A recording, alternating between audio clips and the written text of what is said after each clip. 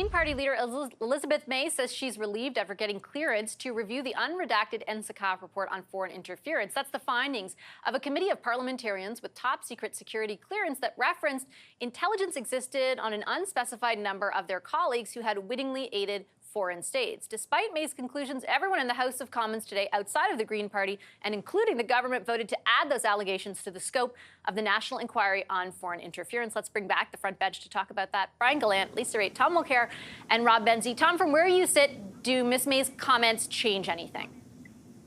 No, and they were actually quite difficult to follow.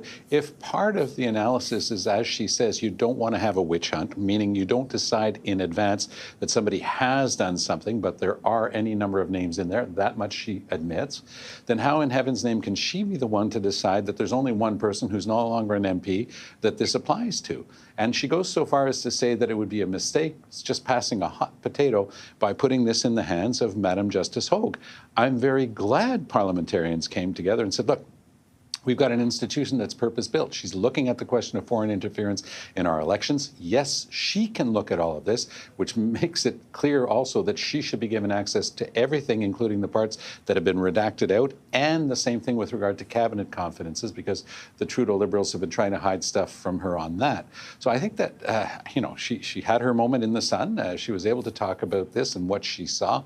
I'm a little bit uncomfortable that she was talking about it so openly, if part of this is supposed to indeed be kept back, but be that as it may, I don't think it makes much sense to say that this should have been retained from Madam Justice Hogue, and I don't think that Elizabeth May has all the information required to say that she knows that there's only one person. I think that that's exactly why we have somebody who can weigh all the evidence, and I have much more confidence in Madam Justice Hogue's ability to do that than in Elizabeth May.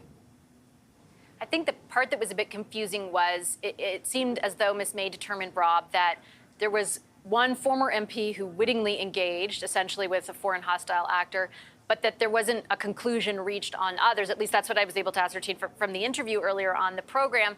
But that there could be cases of willful blindness, which kind of raised, a little bit of a lightning bolt or alarm for me, because that seems like something you would want to further investigate. Yeah, and I think Tom is right. It's better to go to the inquiry. I mean, the one thing, though, Vashi, that I did agree with Ms. May in that there's a McCarthyism about right now, and I don't think that it's helpful to, there's a red under every bed kind of thing, and I think that's a little worrying, and especially since we know that it's probably diaspora politics at play. So is there going to be a kind of racist element to how this plays out? And I worry about, people being treated that way. So it is troubling. But to Tom's point, how you can say, I've looked at the report and everything's fine, move along, nothing to see here, is a bit problematic. Do you think, though, now it goes potentially, Brian, to the inquiry. Do you think that that inquiry will be able to tell us more than the NSICAF report did? Like, is anyone actually going to be able to investigate whether or not this stuff is happening? I'm not sure it will be able to, and frankly, I'm not sure it should. I certainly would love to be on the side of transparency in all situations, but in this case, we're talking about serious allegations. We're talking about things that would have to be dealt with by the authorities in the right way to ensure if there is a challenge, if there is something that happened, that there be prosecution. And if there's a challenge to the process, that's not going to be helpful either.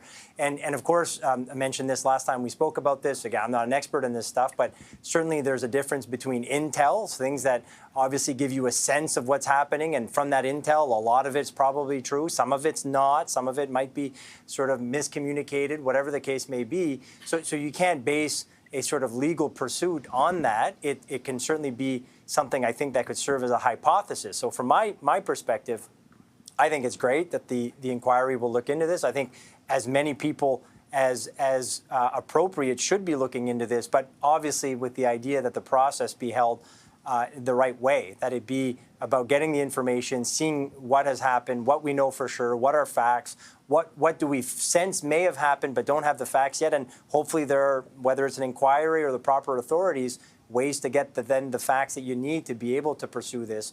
And the only thing I'll add is I think the sort of nuanced situation in which maybe something did happen, it ends up not being something that is pursued from the legal course. But from a sort of a MP oath and just from an ethical point of view, there's an issue.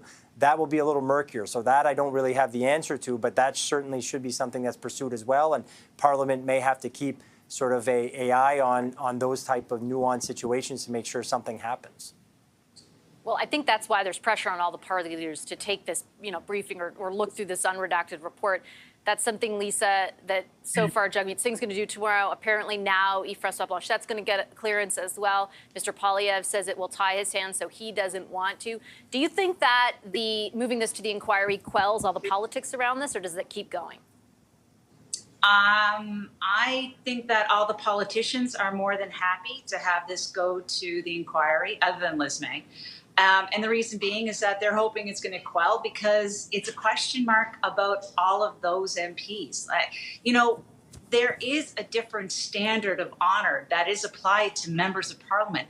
That is why they swear an oath that they're going to uphold the values of the country, that they're going to work in the best interests of the country. Ordinary Canadians don't take that oath. We took that oath as MPs. Therefore, MPs should be held to a higher account than an ordinary Canadian.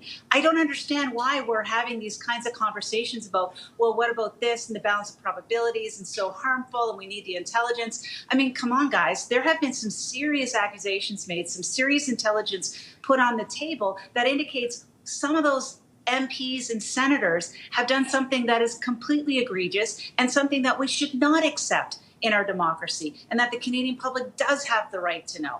And sometimes things are not as cookie cutter as you like to see, but in a risk analysis, I think I knew as an MP I was going to be held to a higher account.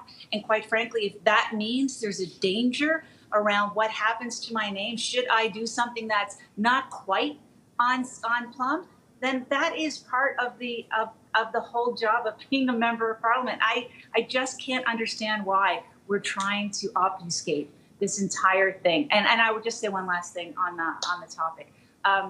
What a heck of an example we're setting for other people in other sectors, in other employment with respect to Canada's secrets and Canada's patents and Canada's information, because we're all kind of hand-wringing and looking at our toes as MPs are being accused of wittingly helping foreign governments, and we're not going to be doing what we need to do there. Why wouldn't other people think that it's just not it's free for all when it comes to Canadian stuff? I got to leave it there. I'm out of time. I wish I had more time. Lots to discuss. Thank you so much, everyone on the front bench. Appreciate the conversation. Brian Gallant, Lisa Raitt, Rob Benzie, and Tom Mulcair, your takeaway.